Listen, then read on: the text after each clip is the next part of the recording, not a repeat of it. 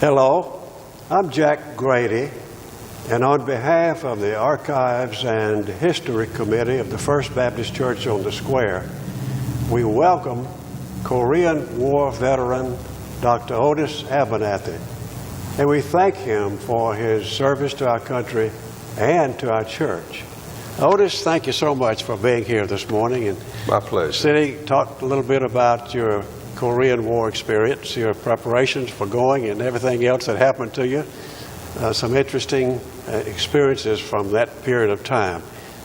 Looking back, my goodness, it was over 60 years ago when it started. Yeah. It's amazing. And today, even today, yes, there are some rumblings going on in Korea, aren't they, between North and South. Well, you answered the call to serve in the military during that period of time, and we thank you for that willingness to do it. Tell us a little bit, were you drafted or did you volunteer for service? I had some experience with both.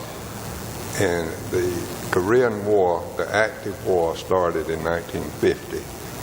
And of course, we all know that Russia and China was behind the North Koreans and promoting it against, trying to further communism. And so I decided, I knew that I was going to be drafted, so I decided I would like to join the Air Force. Okay. And so I did, and found out that I couldn't get in without a birth certificate, and it was a long process trying to get a birth certificate, and I made 2 trips to Montgomery, Alabama with materials, and so finally I did get a birth certificate, and by that time we had some family illness, and so I put off going. And then during the meantime, I got a letter from the draft board. It said, "Greetings. Your friends and neighbors have chosen you to serve your country, and you ought to be examined, have a physical on a certain day." Mm-hmm. And so this happened, and later I was notified that I passed the physical, and then I was on the waiting list. This was in Montgomery, too, this I was guess. Montgomery, Alabama. You went for your physical. Mm-hmm. And then I received a notification of a date that I was to be in Lafayette, Alabama before daylight, and would be transported to Montgomery for the induction services into the United States Army. You remind me, we have something in common, that both of us grew up in Chambers County, Alabama. That's right. Yeah, and both went to the net school. Yeah. And had some of the same teachers. Yeah, I guess we did. Excuse me, go ahead. And we, of course, had been examined and passed, and so we met in Lafayette, Alabama, and were bused to Montgomery, Alabama for the induction services. And so it took us about a day, and they explained the ins and outs and our obligations and what we would be agreeing to, and then all of a sudden they lined us up in a big room and in lines, and they read to us the agreement that we would be agreeing to be into the service of the United States. This was what branch of service? Army? United States Army. Army. Okay, U.S. Army. Army. And so we lined up, and they read the agreement to us, and then at the end they said, "Every one of you who accepts this, take one step forward." And each of us took a step forward, and they said, "You're in the Army now." Yeah, okay. You're in the Army now. And this was 1950? This was on the 14th day of December, 1953. Oh, okay. So you remember it well. That's right. Yes. Okay, good. Go and ahead. then, are you interested in what happened after that? Well, of course. Okay.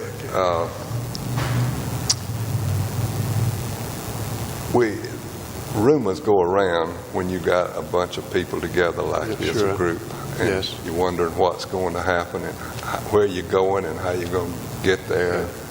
So we found out we were going to Columbia, South Carolina, which would be Fort Jackson. Oh, okay. For training. And so the first word we had, we're going to get to fly. Well, I'd never flown in a plane, so I was looking forward to riding a military plane. Well, that fell through. And so the next thing we heard, we're going on the train. And then the next thing we heard, the train schedule didn't work right. So we were going on a bus. So a Greyhound bus showed up to take us to Fort Jackson. And having understood mechanics as a child and worked toward that sort of thing, we hadn't gone very far until I said to those people, this bus will not get to Fort Jackson, South Carolina. Yes. And so we made it to Macon, and the engine blew out. Oh, my goodness. And so we pulled into this shop that was owned by Greyhound, and it only took them 3 or 4 hours to slide an engine out. It came out the side, just behind the baggage compartment. And I watched that. I'd never seen that before, so I was interested. So I watched them take it out and put one in, and soon we were on our way. And when we got to Fort Jackson, it was late at night, 10, 11 o'clock, something like that. But they had planned for us to be there earlier. Sure. And they were going to start by giving us our shot, first round of shots. So without eating, without anything else, they ran us into this clinic that had a narrow hall and doors on each side. And as you stepped to the first set of doors, somebody stepped out and gave you a shot in each arm. Oh, my. And then you moved on to the next one, and you got a shot in each arm. And assembly line for shots. Assembly line shots. And so then finally we went to bed and got up the next day and started our regular stuff. I see. Your routine of drill and so on. Well, no, we found out that the training session did not begin until after January, after Christmas, after January the 1st. So they gave us odd jobs to do. They never let you be still. Okay. And so we did odd jobs of cleaning this and cleaning that and picking up paper and you name it, just to keep us busy. But it was good. We learned to work with each other and that sort of thing. Yes. What would you say was the most challenging experience you faced in your basic training experience? Well, having been a farmer and worked in the net bleacher and dye works and handling heavy cloth and that sort of thing, strength was not a problem. So I went through basic training, the first part of it fine, but I will say this, I need to interject this. Somewhere into it, we were given aptitude tests, lasted all day long, to determine what we might be good at and what we were weak at and that sort of thing. Not to hear from them for a long time again. The first training session was going to be 8 weeks. This was the beginning, basic training. But everything went well. I was really good with an M1 rifle. It had all the sights. It was the best rifle I'd ever seen. Yeah. Enjoyed that, didn't you? The men from up north who had never had a rifle in their hands before had a really big problem. I bet. And I was worried that they knew which end to point against somebody. So anyway, we finally got them through the training station, and I had the best score in the company and got a 3-day pass from basic training because somebody was impressed. Sure, that. Yeah. But it was because of the fact I was brought up with guns. Yeah. All my life. Except you've been shooting rabbits. That's right. Or squirrels. My father, if he wanted to have a squirrel stew, he would give me 2 little shorts with that little really? one-shot rifle Yeah. and send me to the woods, and I better come back with 2 squirrels. You brought dinner back. That's right, brought dinner back. Good. But anyway, the first thing that really challenged me, I'd always been taught, you don't get in front of a gun and you don't point your gun at anything you're not going to shoot. Yeah. And so to make things realistic in the firing business, they had us set up to go under machine gun fire. Oh, and we boy. had a trench that we went down in the daytime first. And they had barbed wire that you had to crawl through, and they were shooting over your head. Wow. There were My 3 50 caliber machine guns sitting, and of course they were tied down so that they couldn't That's what they were shooting. come out. They were shooting. And they didn't shoot them all at once. This one over here would move back and forth, the next one back and forth, the next one back and forth, so the bullets didn't collide in the air. Oh. But in this training area, they had little explosives in the wire.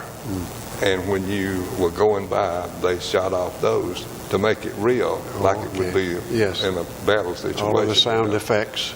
And those bullets going over your head, they kept bullets going most of the time. Gee. See, they would fire one and then reload, and another one, another one, another one. And when I stuck my head up to go over that thing, the bullets were higher than you think they were. You couldn't stand up. But you weren't going to take any chances. No, I didn't take any chances. Yes. And so you had to get through this barbed wire. That's what the enemy would do around their places, and that's what you had to go through. Yes. It was wet, too. So you drug your rifle, and before you came up out of that trench to go through this area, which was about 25 yards, they gave you blanks to go in your rifle. Oh. So, and when you got through past the machine guns, you had to jump up and start shooting whatever was out there. I see. So it was blank, so nobody got shot. Yes. Yeah. But that was the challenge. I'm sure it was. But it became more of a challenge because the next time we went under was that night. Oh. And Okay. about every 5th bullet was a tracer, which means it was on fire. And it lighted the whole area. And so when I stuck my head up over that time, and you could see every bullet, those bullets going, Boy. And so, but I made it fine, and some of the boys had to drug the rifle through the dirt and mud and so forth, and it wouldn't fire when they got out. Oh. But I considered that my companion, that rifle. I took care of that rifle bet. better than anything Yes, else. you had And so, background but anyway, got through that. And experience with rifles. the next little thing that was a little challenge was the gas chamber.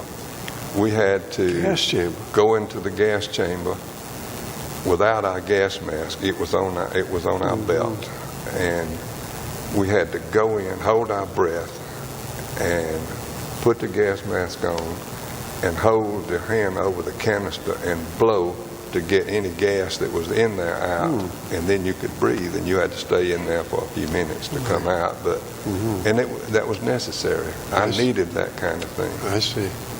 And then, of course, the bayonet practice. We had to learn to kill people with bayonets, and they had these mannequins made out of 4x4s or whatever, and packed with duck and cotton, and you had to go through and fight that thing. Yeah. And Lunge. That's right, lunge it, and put your bayonet in it, pull it out, Yeah. and go to the next one, and that sort of thing. Make it realistic. I'm sure. Where were you assigned after you got through with basic training? Normally, basic training was 16 weeks. You did some drilling during that Oh yeah, I did period of drilling. time too, I'm Close sure. order drill, Yeah, that sort of okay. thing. We learned the whole thing Yeah, in the okay, 8 excuse weeks. me.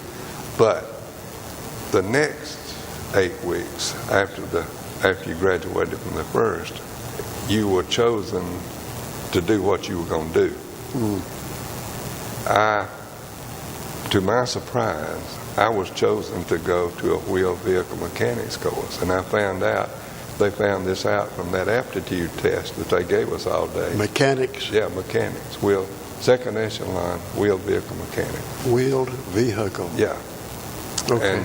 And so I went through the school, and I knew all about how to fix the the thing, background of it. but I did not know the nomenclature of what they were doing.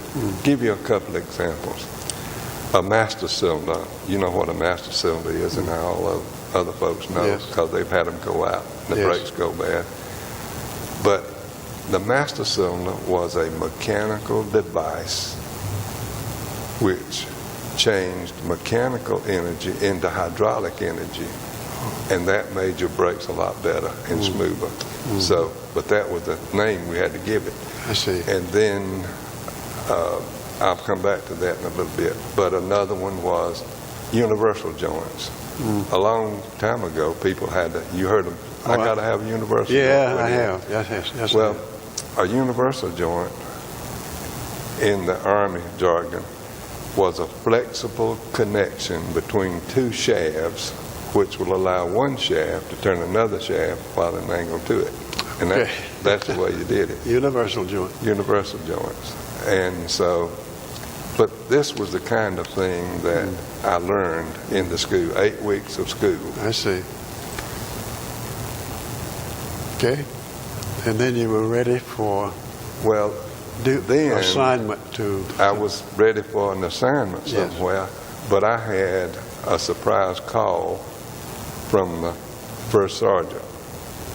And you know, a first sergeant was a man who ran the Army. He carries a lot of weight. He carries the weight, and he tells the officers it'll work better this way because he's been there and Yes. done that. Yeah. And he called me in and he says, Abernathy, nobody knew anybody's first name. You remember that? Yes, I do. Abernathy, we want you to stay here and teach this course that you just finished. Oh, And I said, Sergeant, I've never talked to more than 2 people in my life without hiding my face. I can't do that.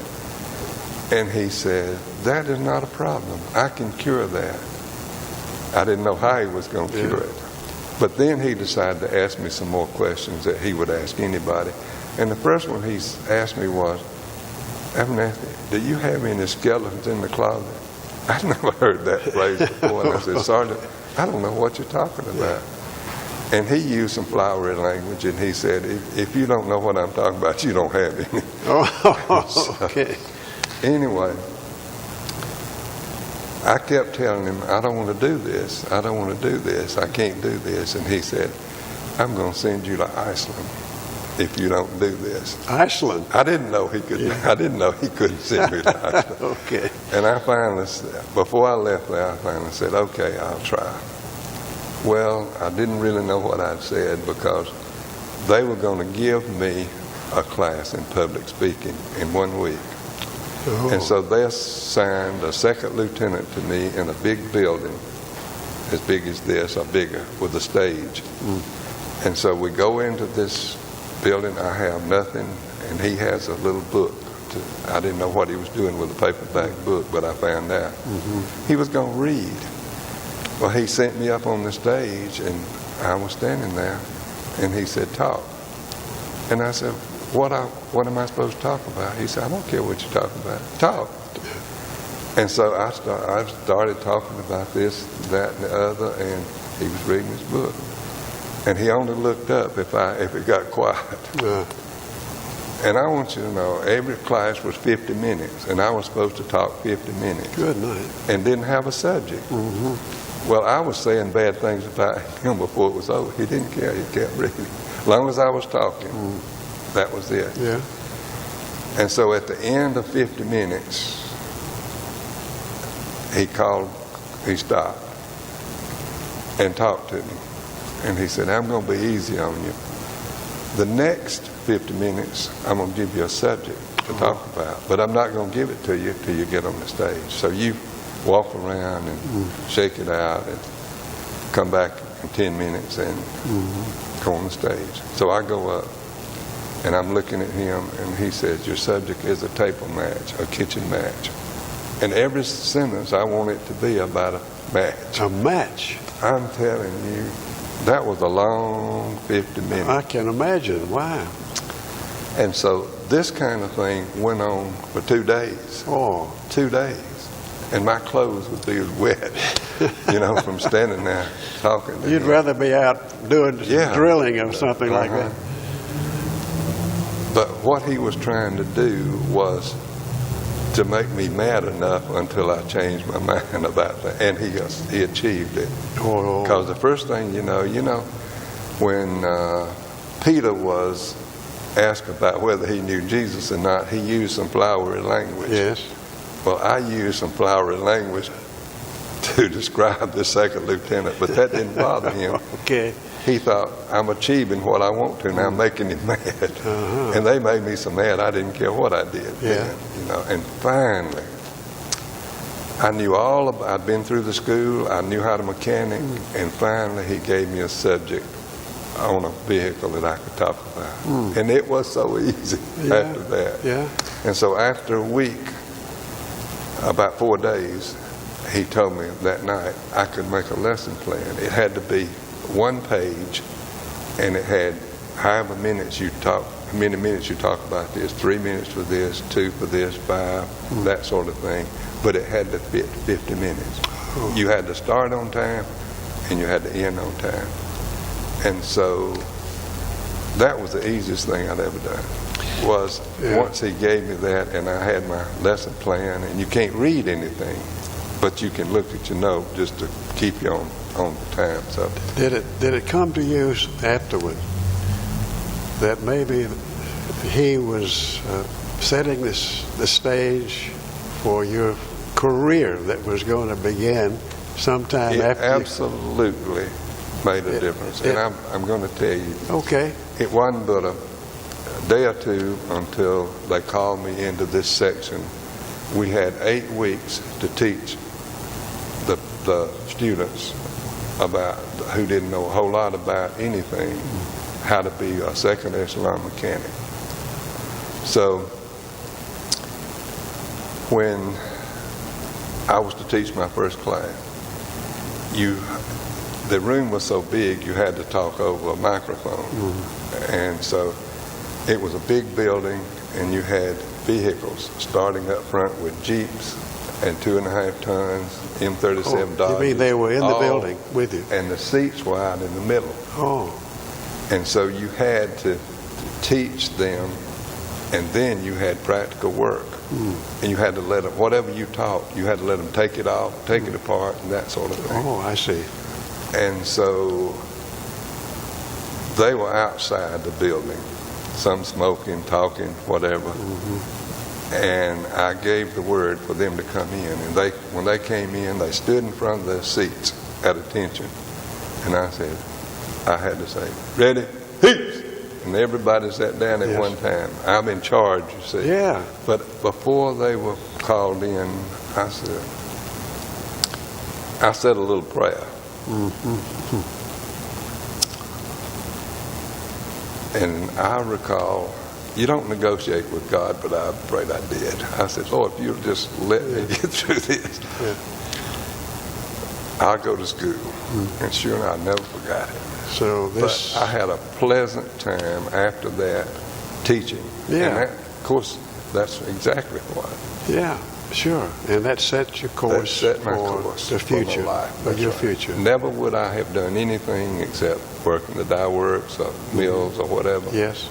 And this, I was committed. You set some goals too for college, college, and never lost a promise. Yeah. I got out. Well, we'll get out in a few minutes. Yeah. What else? Yeah. Is that enough of that? Yeah. Okay. Yeah, that's interesting though. I was going to ask you about how your experience in the Army affected your future. It set it completely. Sounds like it did in a firm way. That's right. And one that I'm sure you thought about later many times. Many times. Kept you focused. Good. That's good, Otis. Thank you for sharing that. Well, where do we go from here? Well, I continued my teaching until almost time to get out. And I found out I wasn't going to get discharged. So I was sent to Fort Benning for separation and preparation for the years to come. Yes. They weren't turning me loose by any means. Yes. So they sent me to Harmony Church at Fort Benning, Georgia. Fort Benning, yeah. And I got there, and the records were not there, so they gave me a bed. And a couple of days, the records came, and they called me in, and they said, "You don't fit here. You fit over on Sand Hill." And when I got to Sand Hill, I found that this was a group training to go to Korea. I see. And so I explained to them, I only have a few days. And they said, "Well, you've been sent to us, and we have all," and they saw what I could do. And so they said, "We have a lot of vehicles at a deadline. In fact, we don't have one that'll run." Oh. And see, they had finished training, Yes. and somebody has not kept them up. So they told me they would like for me to work on those vehicles. And so I would get up, have breakfast, and I would go and work till lunchtime. And then I would go and have lunch, and then I would go back and work. Then I would go have supper. And then I would go back and work till I couldn't work anymore.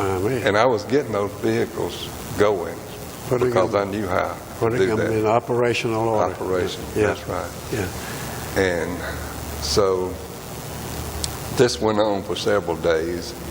And one morning we got up, on the way to breakfast, we saw the bulletin board. We always looked at that every morning. And it told exactly what day in a few days that we were to have our bags packed, sitting on the curb at a certain time in the morning, and this was on the way to Korea. And I told them, shipping out. And I told them, I said, I don't have enough time to go to Korea. And I wasn't supposed to anyway. I came here to be separated. And they said, "What did the bulletin board say?" And they said, and I said, "It said be on the curb, on your duffel bag at a certain time." That's what it means. So I went and sat on the curb on my duffel bag, and everybody else, it was lined up for a block, Your whole unit. with all the people going. So in a little bit, a big bus pulls up, and the guy steps off, and he starts reading names, and everybody gets on that he calls. He loads and he leaves. Another bus drives up, another guy gets off, and he calls names.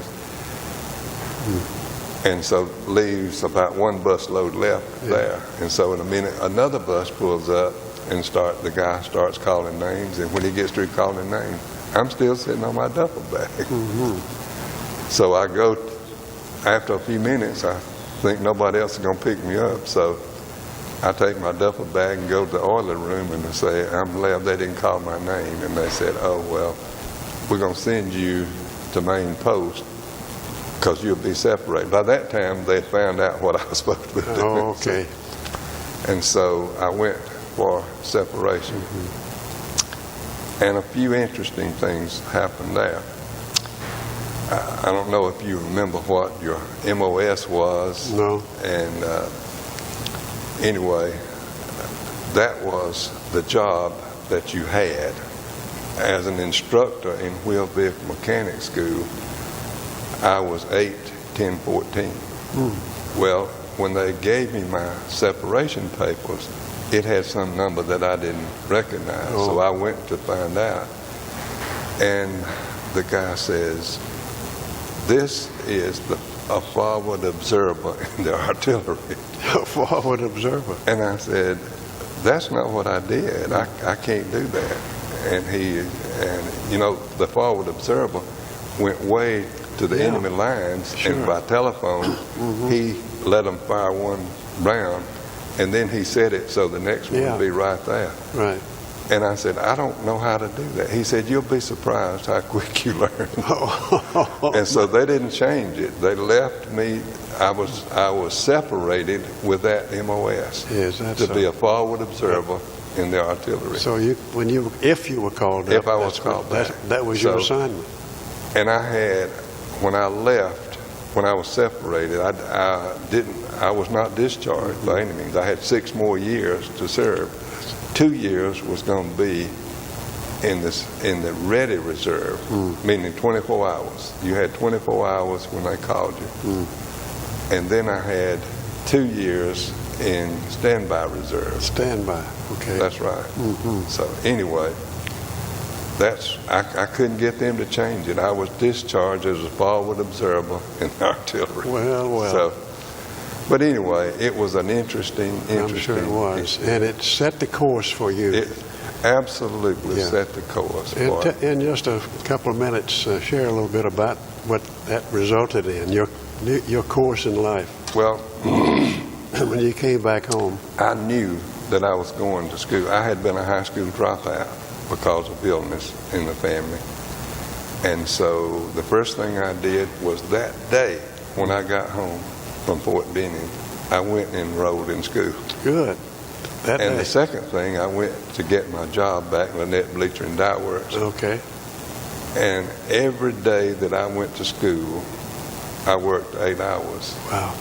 In the Lynette Bleacher and Dye Works. It's not easy to do. It was not easy, but I was there. But well, I compliment you for doing that. I was absolutely committed to go to school. Well, I was never going to be without it. Well, that's certainly evident. The military really helped in my school after I got a job. I went to Troup County. I went to several schools in Alabama, and I did not get an offer. I came to Troup County, and they wouldn't let me leave. This is after you graduated from college now you're talking about. Yeah, okay.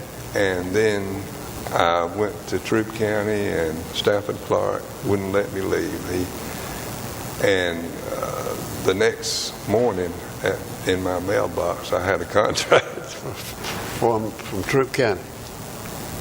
And you've been a part of it ever since. That's right. Yeah. I was 6th grade teacher for 3 years, and they sent me to Mountville as principal of school. Principal of Mountville 4 years. School. And then they came and wanted me to go to Troup High School as principal. Principal of Troup High School. And that was what year, approximately? 1966. You remember it well, of course. And so I was there for 4.5 years, and then the Board of Education came to me in Mass and wanted me to be superintendent. Of the entire system. Yeah, superintendent. And Otis, that's remarkable. 18 years of that. That's 18 years as superintendent. That's a remarkable story, and I appreciate your sharing that. And we're so happy that you and Catherine are here in our church, and applaud you for all that you both are doing now through the Sunday school programs and the many other ways that you're serving. And we thank you for that. We're happy to be here. Well, absolutely. Well, we're happy that you are here. Well, I want to thank you for sharing these experiences with us. And I also want to thank Paul Barnes. He's our technician as far as the equipment is concerned and the material that we needed to conduct this interview this morning. Paul Barnes is our superintendent of building facilities. He told me he had several different titles, but that's the one that comes to my mind. Anyway, we thank Paul, and we'll take this DVD that he now will put together, and he'll make several copies. One copy will go in the Heritage Room downstairs and here in our church for use by the Archives and History Committee. Another copy will be in the church library so that our church members, if they wish, they can check it out, just like they do a book, and view what you had to share with us today. A copy is going downtown in the museum on Main Street for anyone who would care to pick it up there and check it out as just like a library, or perhaps even view it there. I'm not quite sure about that, though. And then finally, you'll be given a copy to keep. So, again, thank you. Best wishes to you. We appreciate all you mean to this community and to this church. And thank you for your service to our country. We are happy to be in this Best church. wishes to you. Thank you, Jack. Yes, sir.